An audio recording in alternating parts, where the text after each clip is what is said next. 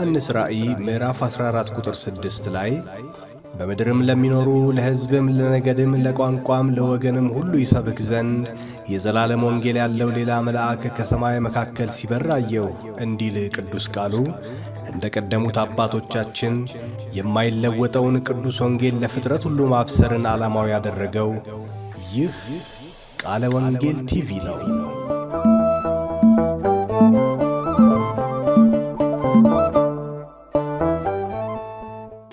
ከጌታችን ከመድኃኒታችን ከኢየሱስ ክርስቶስ ጸጋና ሰላም ይብዛላችሁ። እንደምንሰነበታችሁ እግዚአብሔር አምላክ ለዘላለም የተባረከ ይሁን። ይህ የቃለ ወንጌል ቴሌቪዥን አገልግሎት ነው። ከኢቫንጀሊካል ቴሌቪዥን ጋር በመተባበር የምናዘጋጅላችሁ ሳምንታዊ ፕሮግራማችን ነው። እግዚአብሔር አምላክ ለዘላለም የተባረከ ይሁን። እስከዛሬ በእግዚአብሔር ቃል በጸሎት እንዲሁም እግዚአብሔር በረዳን በተለያየ መንገድ እየተገለገልን የነበረው እግዚአብሔር አምላክ ይባረክ። ዛሬ ደግሞ የተወደደች እንግዳ ጋብዤላችኋለሁ። የሷን የህይወት ምስክርነት የምንሰማበት በሷም የህይወት ምስክርነት የምንታነጽበት ጊዜ ነው የሚሆነው። እግዚአብሔር አምላክ ዘመናችሁን ይባርክ። ፍሬገነት ዳኘው የምትባል የእግዚአብሔር ሰው ጋብዤላችኋለሁ። እግዚአብሔር አምላክ የተባረከ ይሁን። ፍሬዬ እንኳን ደህና መጣሽ። በእውነት ጥሪያችንን አክብረሽ በዚህ የቴሌቪዥን አገልግሎት ውስጥሽ ያለውን እግዚአብሔር ያደረገልሽን ነገር እንድትመሰክሪልን በመካከላችን ስለተገኘሽ ከልብ ነው የምናመሰግነው። ጌታ ኢየሱስ ክርስቶስ ይባርክሽ።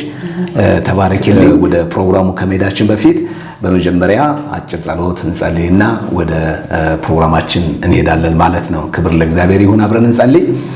እግዚአብሔር አባታችንና አምላካችን ሆይ በጌታ በኢየሱስ ክርስቶስ ስምና ስልጣን ስለዚህ የተወደደ ጊዜ እጅግ አድርገን እናመሰግናለን። የእስራኤል ቅዱስ የሰራዊት ጌታ እግዚአብሔር ሆይ ይህን የተወደደ ጊዜ ደግሞ ስለሰጠን በዚህ እግዚአብሔር ሆይ ዛሬ በተዘጋጀው የምስክርነት ጊዜ ብዙዎች የሚታነጹበት እግዚአብሔር ሆይ ስለሚሆን ክብርህ የሚገለጥበት ጊዜ ስለሚሆን በጌታችን በመድኃኒታችን በኢየሱስ ክርስቶስ ስምና ስልጣን እጅግ አድርገን እናመሰግናለን። እግዚአብሔር አምላክ ሆይ ባሪያህን ደግሞ እንድትረዳ ጸለይን። ሁሉ ለክብር ይሁን። በጌታችን በኢየሱስ ክርስቶስ ስም ጸለይን፣ አሜን።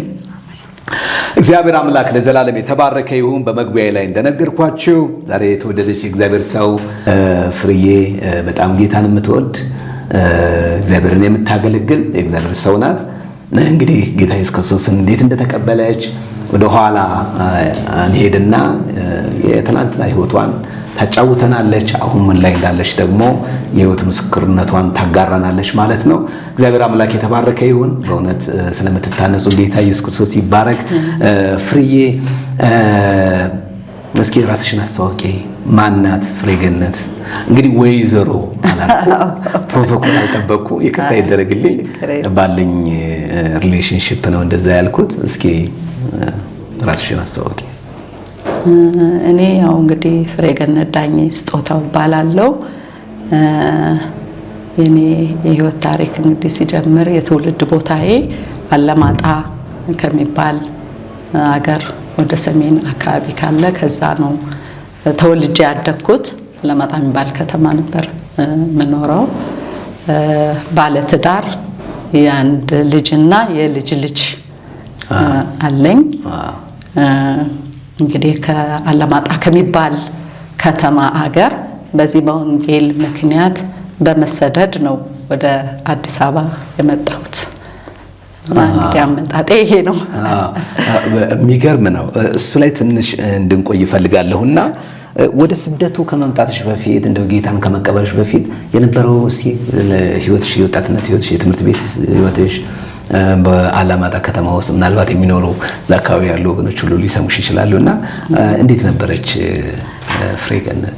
እንግዲህ ፍሬገነት በጣም ያው ልጅነቱም ስለነበረ ትንሽ ብዙ ሰዎች እንደዚህ የሚፈላልጓት እና በቃ ውበትን ተጠቅማ ያለኝን ነገር ተጠቅሜ በትምህርት ቤት ምንም በቃ እብድ እንደ እብድ የምንድነው ወጣት ልጅ የሚሆነውን አይነት ነገርና ያም ጋር ብዙ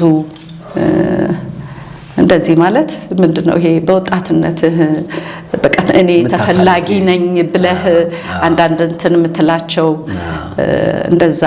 በትምህርት ቤት ደግሞ በጣም ረባሽ በተለይ ሃይ ስኩል ስንማር ከምንማርበት ትምህርት ቤቶች አካባቢ በትምህርት ቤቱ ጀርባ ላይ ጠላ ቤቶች ምናምኖች ነበሩና እንፎርፋለን። ፎርፈን እዛ ጠላ ቤት ገብተን ጠጥተን ምናምን ወጣውና ትንሽ በቃ ማለት ይሄ በወጣትነት በጣም የሚያስቸግር አይነት ሰው ነበርኩኝ። እንግዲህ ከዛ ታሪክ ነው ጌታ ታሪኬን ለውጦ ዛሬ ሌላ ሰው አድርጎኝ የምኖረው። እግዚአብሔር ይመስገን። እና እንዴት ነው ጌታን ያገኘሽው? ጌታን ያገኘሁት በጣም የነፍስ ጩኸት አለብኝ። የነፍስ ጩኸት ነበረብኝ። እኔ ጌታን ወደ ጌታ ከመምጣቴ በፊት ያው ሃይማኖት ነበረሽ? ወደ ጌታ ወደሱ ልመጣ ነው። ወደ ጌታ ከመምጣቴ በፊት በጣም እጾማለሁ፣ በጣም አከፍላለሁ። በእምነቴም ደግሞ ያው በነበርኩበት በኦርቶዶክስ እምነት በጣም አክራሪ ነው የነበርኩት። አክራሪ ነበርኩ። በጣም ጸልያለሁ። ማለት ይሄ በቃ በቤተክርስቲያን የሚደረጉትን ስርዓቶች ሁሉ አደርጋለሁ። ግን እንደዛ ሆኖ ግን ሁሌ አንድ በነፍሴ ውስጥ የሆነች ጩኸት ነበረች፣ እምፈራት ማለት ነውና ሞት አልፈራም እኔ በህይወት ዘመኔ። በዛን ጊዜ በጣም የሚገርመኝ ይሄ ነውና ግን የሆነች ትንሽ ህመም ትንሽ ካመመኝ ጌታ ሆይ ነፍሴ ግን የት ነው የምትሄደው እላለሁና ነፍሴ የት ነው የምትሄደው የሚለው ጥያቄ በውስጥ ያለ ሁሌ የሚጮህብኝ ጩኸት እና የማደርጋቸው ምንም ነገሮች ለኔ የውስጥ ረፍት አልሰጡኝም። ግን ስርዓቶቹን አደርጋለሁ፣ ጾማለሁ፣ አከፍላለሁ፣ በቤተክርስቲያን እሄዳለሁ። በጣም በቃ በዚህ እንደውም በጣም በቃ አጎቴ በቃ እናቷን የምትተካ ይችናት ምናምን ነው የሚለውና በጣም አክራሪ ነኝ በእምነቴ። እኔ በያስኩት ነገር ባይዘወይ በጣም አክራሪ ነኝ። ለያስኩት ነገር አንድ ነገር አጥብቄ ከያዝኩኝ በቃ በዛ ነገር ላይ እጋደላለሁ። እና ግን ያም ሆኖ ትንሽ ራስ ምታትም ትመመኝ ምንም ትበል ጌታ ሆይ የት ነው የምሄደው? ነፍሴ ግን የት ነው የምትገባው? እንዲህ አይነት ኃይለኛ ጩኸት ነበረብኝና በዚህ ጩኸት ውስጥ አንድ ጊዜ ልክ ወደ ጌታ ከመምጣቴ በፊት ህልም አየሁ። እና ያ ህልም በጣም በሚገርመው ለኔ ብቻ ሳይሆን አሁን ኋላ ላይ መጣበታለሁኝ እህቴ እናት ጓደኛዬ ምናት በጣም የምወዳት አብሮ አደግ ጓደኛዬ እሷ ጋር የሆነ ትልቅ ፎቅ ነገር ነው፣ በጣም ከፍ ያለ ፎቅ ግን በዚህም ገደል የሆነ ደረጃ ግን ያለው እና እዛ ደረጃ ያለው ፎቅ ውስጥ ሰዎች ሲገቡ እየገቡ ውስጡ ጨለማ ነው፣ ኃይለኛ ጨለማ ነው። እና ሰዎች ይገባሉ ይቀራሉ። ራእይ ነው የምታየው? አዎ። እና ይገባሉ ይቀራሉ። ከዛ እኔ መግባት ፈልጋለሁ እዛ ቦታ ላይ እና በቃ ለምን ሰዎች እየገቡ የሚቀሩት ለምንድን ነው? ስለዚህ ይሄን ቦታ ማየት አለብኝልና ወደዛ ልገባ ስል እቺ ጓደኛዬ አረ ፍሬ እንዳትገቢ ትለኛለች። እዛ ጋር ከገባሽ ሰው ሁሉ እያስገባ የሚያስቀር ነው እና እንዳትገቢ ስለኝ እኔ ግን ገብቼ እወጣለሁ እላታለሁ። እኔ ገብቼ እወጣለሁ ማንም አያስቀረኝምልና እዛ ደረጃ ጋር ገባለሁና ስገባ እውነትም ጨለማ ነው። የሚገባ ሰው ከውስጥ እየሳበ የሚያስቀር ነገር አለ። እኔ ግን ገባና በሩ ላይ ገብቼ ሳይ ጨለማ ነው። ከዛ እሷም ተከትለኝ ትመጣለች የኔን ድፍረት አይታ ማለት ነው። ከዛ ልክ እሷ ስትገባ ከኔ ቀድማኝ ትገባና እሷን ስቤ እኔ ከመወጣበት ጋር አብረሽ ነው የምትወጪው ዛሬ እሷ በጌታ የሰጠኝላትና እሷንም ስቤ አወጣና ደረጃው እንደገና አየሽላታለሁ። ሌላው ገብቶ ይቀራል፣ እኔና አንቺ ግን ገብተና አንቀርም። እጅሽን ጎትቻ አወጣሁሽላትና እንዲህ ስል ከፊት ለፊቴ ትንሽ በራ ያለው እና ያቺ በር ከበሩ ኋላ ላይ ያለው በጣም የሚገርም ትልቅ የወይን ማሳ እና የሚገራርም ወይን ያለበት ነውና ወደዛኛው ልሄድ ስል ከበሩ ላይ አሁን በቃ ይሄ እንደዚህ በስዕል እንደምናየው የጌታ ኢየሱስ ክርስቶስ አይነት ነጭ የለበሰ ነጭ ጸጉሩ የሆነ እጁን ይዘረጋና ነይ ፍሬ ይለኛል። እኔ እኮ በዚህ ልሄድ ነው ስለው አንቺን ነው የምጠብቀው ይለኛል። እና ነይ አንቺን እየጠበቅኩሽ ነው ሲለኝ ወደሱ ጋር ሲሄድ ይስበኝና ያንቺ ኑሮ ይሄ ነው ይልና ወደ ወይኑ ውስጥ ያስገባኛል። ሳይው በጣም ወይኑ በቃ የሚገራርም ወይን ያፈራ ቦታ ነውና ተነሳ፣ ደስ አለኝ። ግን እንደዛም ሆኖ ያው ወደ ጌታ አልመጣሁም። በዚህ ህይወት ላይ መንፈሳዊ ትርጉሙም አልገባኝም አልገባኝም ግን ወደ ጌታ ከመጣሽ በኋላ ነው ከመጣሁ በኋላ ነው ሚስጥሩ የገባኝ።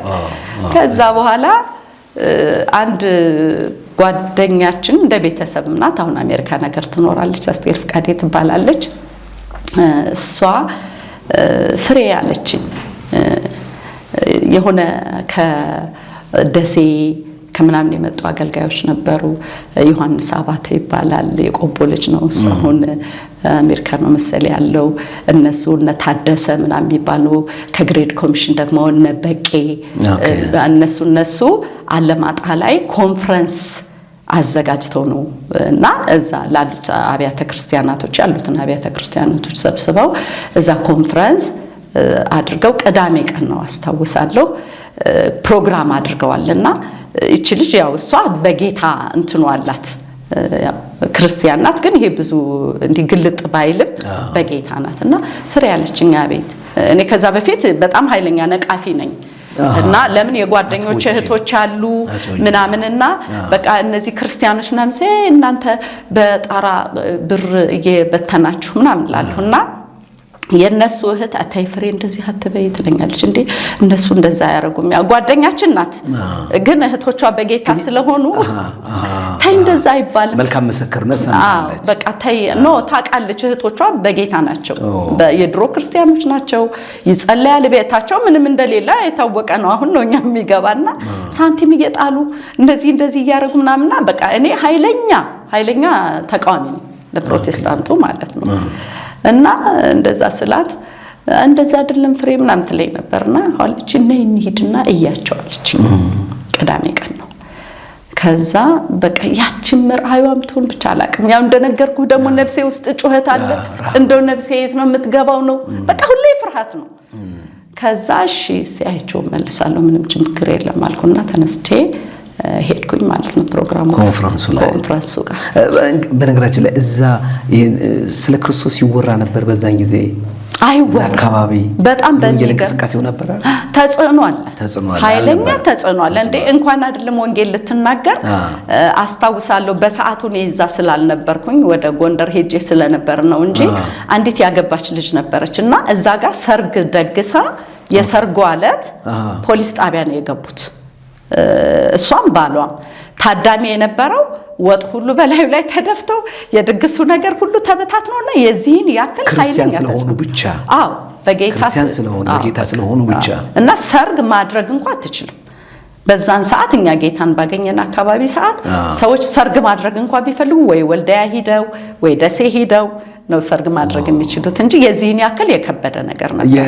እንደው ሰው ቢሞትባቸውስ እኔ እንግዲህ አላቅም እሱን መቼም በዛ ሰዓት የሞተባቸው የለም እንጂ የትስ ነው የሚቀበሩት የሚባል እንትናልና ኃይለኛ ችግር ነበር። እና እኔ ወደ ጌታ በመጣሁበት ሰዓት ደግሞ ልጆቻችሁን አባሩ የሚባልበት ሰዓት ነበር። ጴንጤ ልጅ ካለው አንድ ቤተሰብ ማባረር አለበት። ካላባረረ ቤተሰብ እንደውም ቤተክርስቲያናችን ሁሉ መምጣት አትችሉም የሚባልበት ጊዜ ነበር። እና እሺ ወደ ኮንፈረንሱ ለመለስሽ ወደ ኮንፈረንሱ ስንመለስ በጣም አስታውሳለሁ። ስቲል ነው ቃሉ ኢሳይያስ ሄድኩኝና ያው እዛም እኮ የሚገርም ቤት እንኳን ሰጥቶ ለእንትን ለማለት አይቻልም። የሆነች ዝም ብላ ደርሳሳ ቤት ነበረች። እሷ ላይ በላስቲክ ሸፍነው ምናምን ነው ኮንፈረንስም ሲደረግ የሚደረገው። እሱም የአንድ ክርስቲያን ቤት ስለሆነ ነው እንጂ አይቻልም።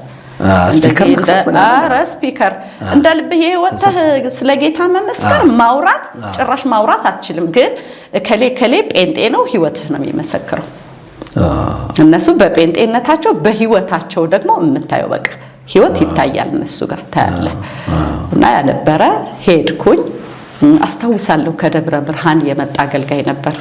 አሁን ወደ ጌታ ሄዷል አሉኝ እና እሱ ኢሳይያስ 1:25 አካባቢ ነው ዝገትሽን በጣም አርጌ አጸደዋለሁ የሚል ቃል አለ።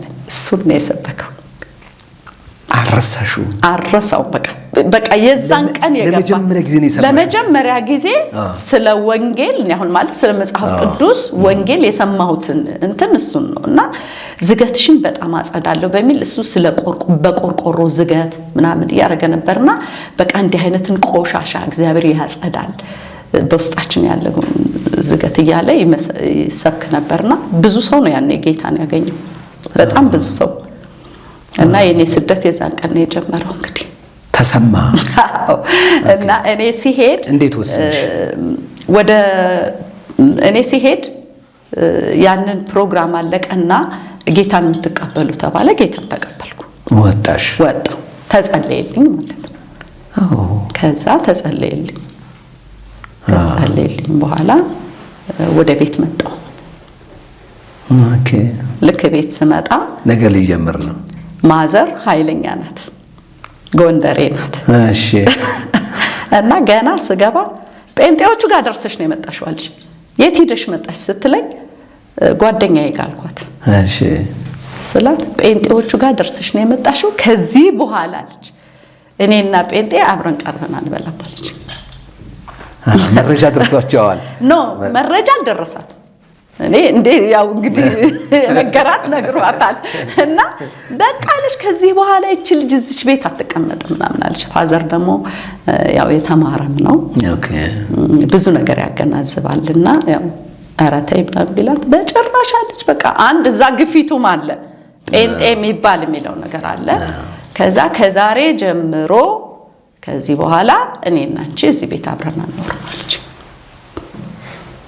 የዛኑ ቀን ጀመረ ማለት ኦ ማይ ጋድ ከዛ እኔ ደግሞ የማላቀው ኃይል ውስጥ ሞልቷል በጣም ነው የምወዳት እናቴ ልጅ ነሽ 26 ዓመቴ ነው ትምህርት አልተማርሽም መሰረታዊ ነገር ገና ብዙ ነገር ይቀር ምንም የማውቀው ነገር የለም ደቀ መዝሙር አልተማርሽ የደህንነት ትምህርት በቅጡ አልተማርሽ ጌታን ተቀበልሽ ወዲያው ነው አልኩህ እኮ በቃ ደርሼ ምሳ ሰዓት ላይ እኔ ስመጣ በቃ ስደቱ እዛው ጋር ጀመረው አብረን አንበላም ከዚህ በኋላ አለች እና አትኖርም እዚህ ቤት አለች ግን ማላቀው ኃይል ውስጥ የገባ በጣም በሚገርምህ ማለት ነው የዛን ቀን እንግዲህ በዛኑ ቀን አልወጣ ከዛ ማታ ላይ ተንበርክኬ ያደርኩ ምንድነው ጸሎት የሚጸልየው ምንድነው አላቀም ግን ተንበርክኬ ነጋ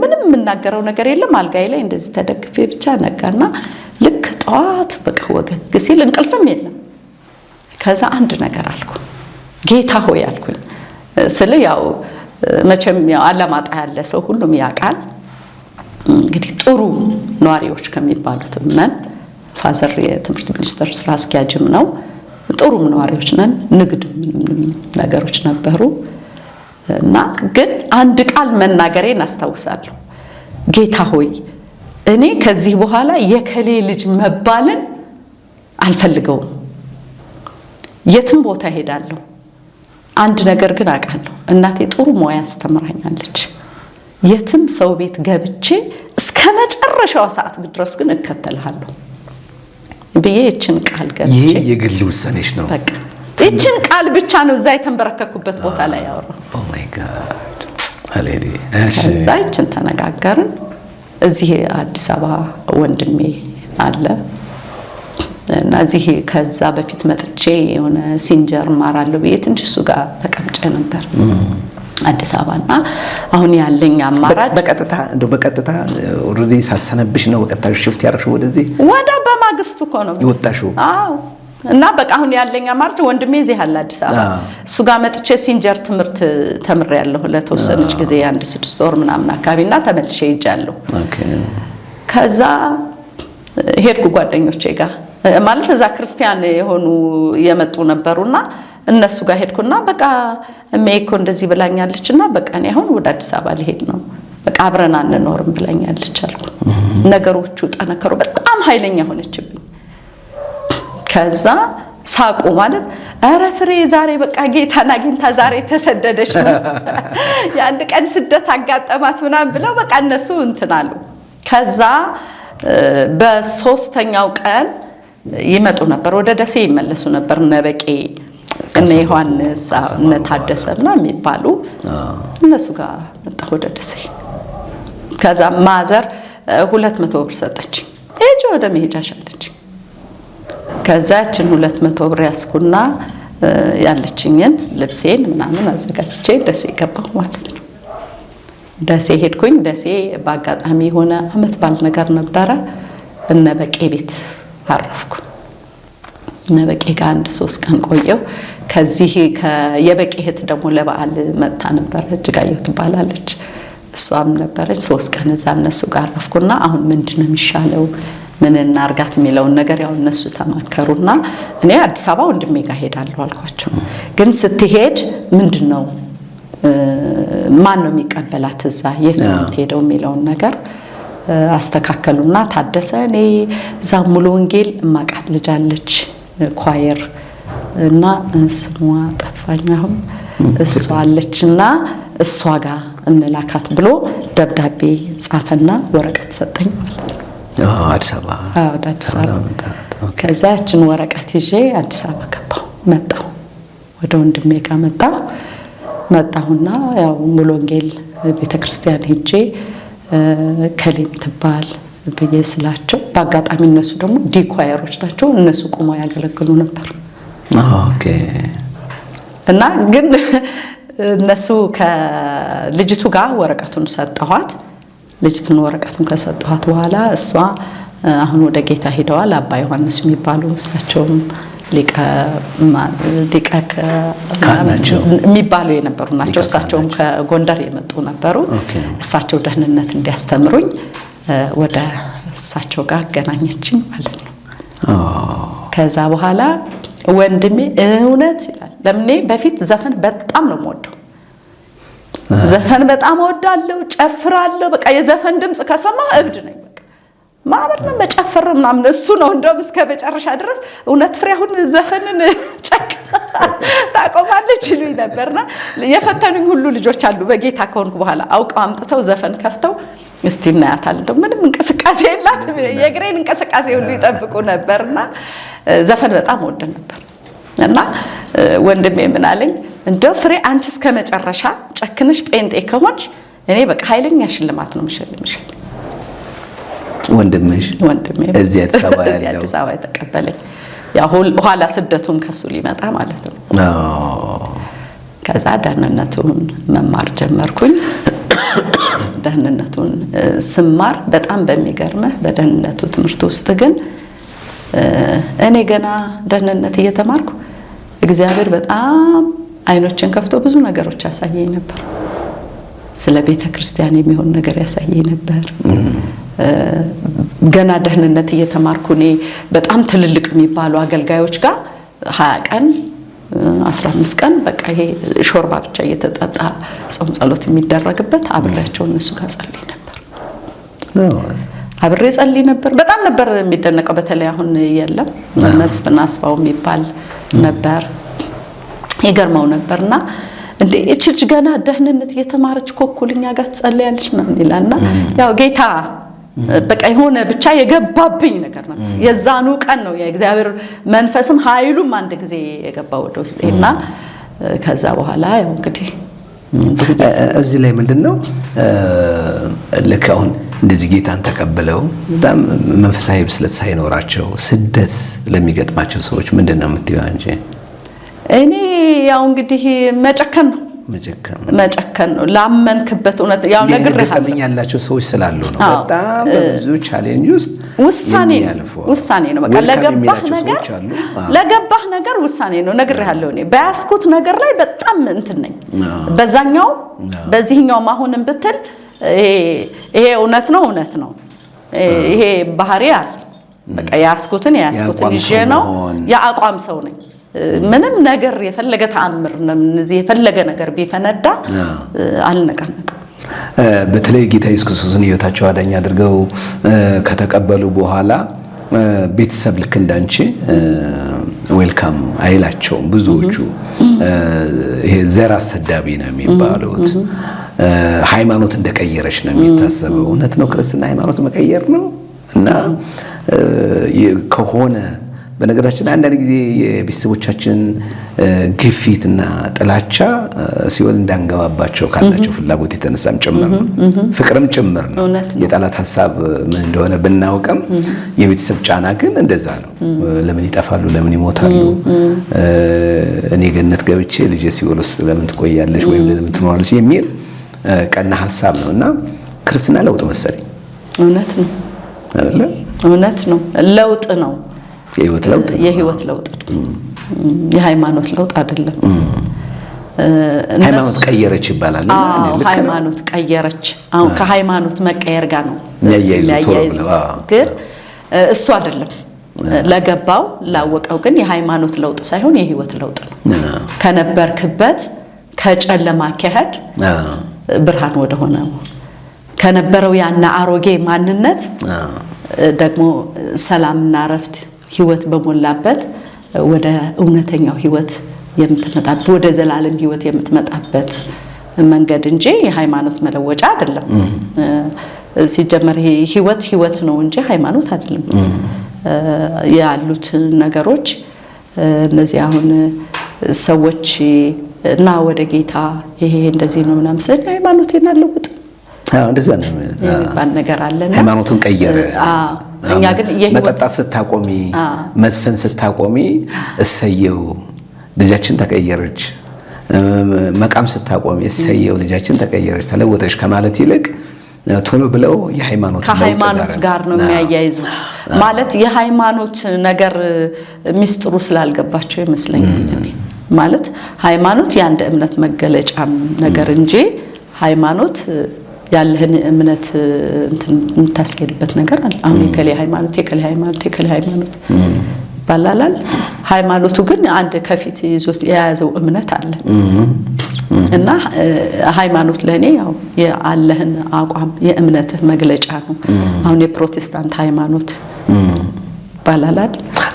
የግዕዙ ቃል ሃይማኖት የሚለውን እምነት ነው የሚለው እምነትም ሃይማኖት እና ግን የድርጅት ለውጥ የድርጅት ለውጥ አይነት ሃይማኖት ማለት እሱን ነው። አብዛኛው ሃይማኖት የሚለው ከድርጅት ለውጥ ጋር የተያያዘ ነው እንጂ እንደ መጽሐፍ ቅዱስ አንድ ሃይማኖት፣ አንድ እምነት፣ አንድ ጥምቀት የሚለውን ሳይሆን የሆነ ከሆነ ድርጅት ወደ ሆነ ድርጅት ሽፍት እንዳደረክ ነው የሚቆጠረው። እሱ ነው እንትኑ የነበረው እና እኔ እንደሱ አይደለም ህይወት ሆኖ ስላየሁት የሃይማኖት ለውጥ ሳይሆን የህይወት ለውጥ ነው በህይወት ያየሁት። ፍሬዬ እስኪ እዚህ ላይ መጠየቅሽ እንደው ክርስትናን የምር ክርስትና እንዴት አድርገሽ ያደረገሽ ነገር ምንድነው? ገና ልጅ ነሽ።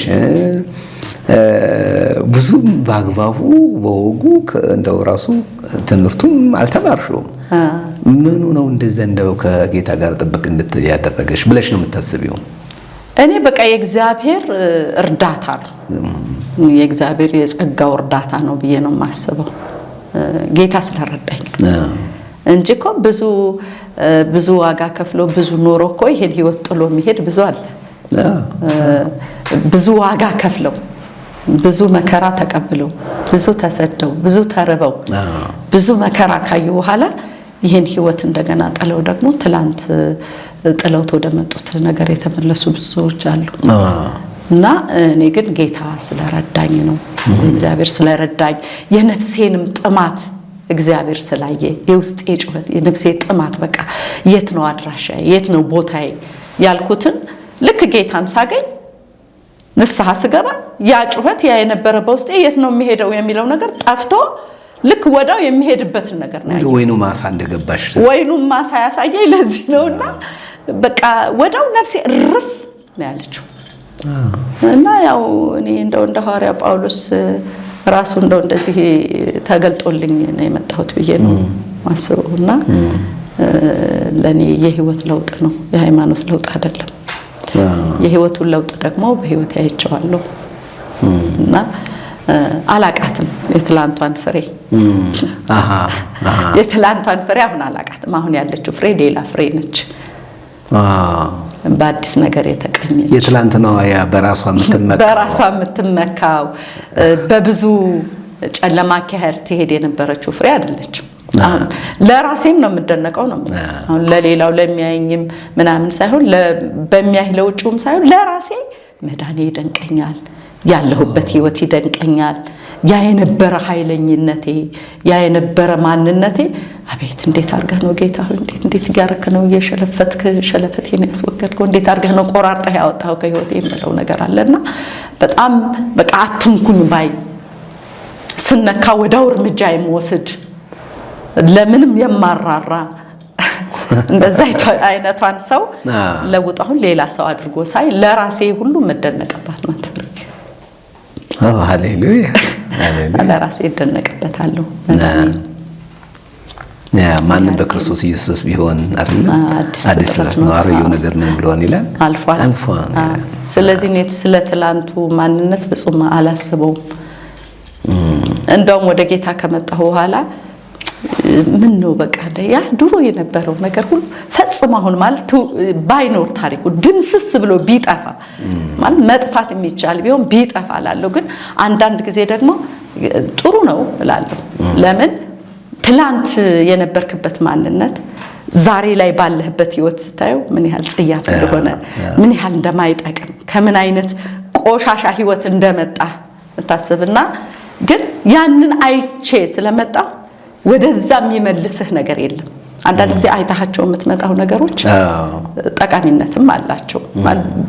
ይጠቅማል ብለህ ባትለው ግን አይታው ስለመጣ ነገ ተመልሰህ አይደለም ልትመለስበት ልታስበው ማትፈልገው ነውና ለኔ ላስበው አልፈልግም አይደለም ልመለስበት። የሚገርምሽ ነገር ጳውሎስም እኮ ፊልጵስዩስ ላይ የሚለው ነገር ምንድነው? ነውራቸው በክብራቸው አይደል? ነውራቸው በክብራቸው እንደ ደስታ እንደ ክብር ይቆጥሩታል። እና ላስበውም አልፈልግም። እና አንዳንድ ጊዜ እንኳን በዛ በልጅነት እድሜ ሁሉንም ነገር አይቼ በመምጣቴ ወደ ኋላ እንዳልመለስ እዚህ ጋር ያየሁትን እውነት የገባኝን እውነት የቀመስኩትን ህይወት እሱን ብቻ ይዤ እንድሮጥ አድርጎኛል። ስለዚህ ኢየሱስ ህይወት ይቀይራል ማለት ነው። ኢየሱስ የህይወት ጌታ ይቀይራል። ሁሉ ነገርህን ነው የሚቀይረው። ውጫዊ ነገርህ ብቻ ሳይሆን ውስጥ ሲለወጥ ነው ውጭ የሚለወጥ። የውስጥ ነገሬን ስለለወጠው ውጩ ነገር የተለውጦ ነው የምኖረው። አሁን አንዳንድ ሰዎች በጣም የሚገርምሽ ነገር በቃ አሁን ይጾማሉ፣ የጾም ወር ነው ይጾማሉና የብዙዎቹ የውስጥ ጩኸት፣ ረሃብ፣ ጥያቄ መጾማቸው በራሱ ክፋት የለውም። ክርስቲያን ሁሉ ሊጾም ሊጸልይ ይገባዋልና ትክክለኛውን የህይወታቸውን ትርጉም ግን የሚያገኙት በጾም ብቻ አይመስለኝም። አንቺ ምን ትያለሽ? እውነት ነው። እሱ እኮ ነው አሁን የኔ ነገር ያለው እኮ እሱ ነው። በመጾም በየገዳሙ በመዞር ብዙ ነገሮች አንተ በምትሰራቸው ስራዎች ጽድቅን አገኛለሁ፣ ረፍትን አገኛለሁ፣ በዛ ህይወት ይሆንልኛል ነው እኮ እንጂ ዝም ብሎ መራብ የሚፈልግ የለም። ጽድቅን ፈልገው እኮ ነው። ጽድቅን በኔ ስራ ጽድቅን አገኛለሁ። እኔ በጾምኩት ጾመት፣ እኔ በምሰጠው ስጦታ፣ እኔ በማደርገው ነገር ጽድቅ ይሆንልኛል፣ ህይወት አገኝበታለሁ ነው። ግን እሱ አይደለም። በእግዚአብሔር ዘንድ ደግሞ ስታይ በተላከው በልጁ በክርስቶስ ኢየሱስ በማመን በኩል ያለ እረፍትና ህይወት በሱ እንጂ የሚገኘው እኛ በመንሰራው ስራ አይደለም። እንደሰቢው ክርስቶስ መሞት አያስፈልገው። ምን አስፈለገ? የኢየሱስ መሞት ምንም አያስፈልግም። በእኛ ስራ ምን ጻድቅ ከሆነ ከኛም እኮ ያለፋሉ አይደል እንዴ? በመላእክቶች እኮ ሲሰራ ኖሯል። ግን ያ ለሰው ልጆች ህይወትና መዳንን አላመጣም። ሰው ሁሉ ኃጢአተኛ ስለሆነ የእግዚአብሔርም ክብር የጎደለው ነው ይላል እግዚአብሔር ቃል ሮሜ ላይና ሰው ሁሉ ኃጢአተኛ ከሆነ ከአዳም የመጣ ሁሉ ኃጢአተኛ ከሆነ ኃጢአተኛ እንዴት ነው በራሱ ስራ ሰርቶ ሊጸድቅ ሊድን የሚችለው? ለኃጢአቱ የሚከፈል ነገር ያስፈልገዋል። ስለዚህ እኛ እኮ ዛሬ ይሄን ረፍት ይሄን ሰላም ይሄን ህይወት ያገኘ ነው ተከፍሎልን ነፍስ ተሰጥቶልን ዋጋ ተከፍሎልን ደም ፈሶልን የኢየሱስ መምጣት ምን አስፈልገ? ከንቱ ነው ማለት ነው። የኢየሱስ ስራ በእኛ ስራኛ ምንድን ከሆነ የኢየሱስ ስራ ከንቱ ነው ማለት ነው፣ አያስፈልግም። እና መዳን በክርስቶስ ኢየሱስ ብቻ ነው። ኢየሱስ ለውጦኛ ይቻላል። የተሳሳተ የጽድቅ መለኪያዎች አሉ። ለምሳሌ ጫማ ውልቆ መሄድ በአጽዋማት ጊዜ በተለይ ወደዚህ ገፋ እያለ ሲመጣ ህማማቱ አካባቢ ጫማ ማውለቅ፣ መራብ፣ መቸገር፣ መጎሳቆል ሰውነትን ያው ባክግራውንድ ስለሆነ ይሹማለ ሰውና አካልን መጉዳት፣ ሰንሰለት አስሮ መሄድ፣ ጀርባን ማቁሰል እነዚህ መጽሐፍ ቅዱሳዊ ግራውንድ አላቸው ታስበያለሽ? ምንም ግራውንድ የለውም። እናቶች እንደው ይሄን ነገር በጣም ቅስስ ብለው ድክም ብለው በዚህ ህይወት ይኖራሉ። እውነት ነው። ይሄ እኮ ነው በእነሱ ስራ መዳንን በእነሱ ስራ ጽድቅን ያ ሁሉ እኮ አሁን እንትን የሚለው እኮ በእግሩ በመሄድ ጌታን ያስደሰቱ እየመሰላቸው ግን ጌታ በዚህ አይደሰትም። እሱ ሁሉን የኛን ስራ እሱ ሰርቶታል። እሱ ሰራው፣ እሱ ፈጸመው እና ምንም በሱ በተሰራ ስራ ብቻ ነው መዳን። ኤፌሶን ላይ የሚለን ይሄን አይደል? በቃ ማንም በስራው አይደለም፣ እንዲሁ በጸጋ እግዚአብሔር ጸጋው በእምነት አድኗቸው እንዲሁ በጸጋ በክርስቶስ ኢየሱስ በተሰራ ስራ በማመን ብቻ የሚገኝ ነው መዳን። በክርስቶስ ኢየሱስ በሰራው ስራ ብቻ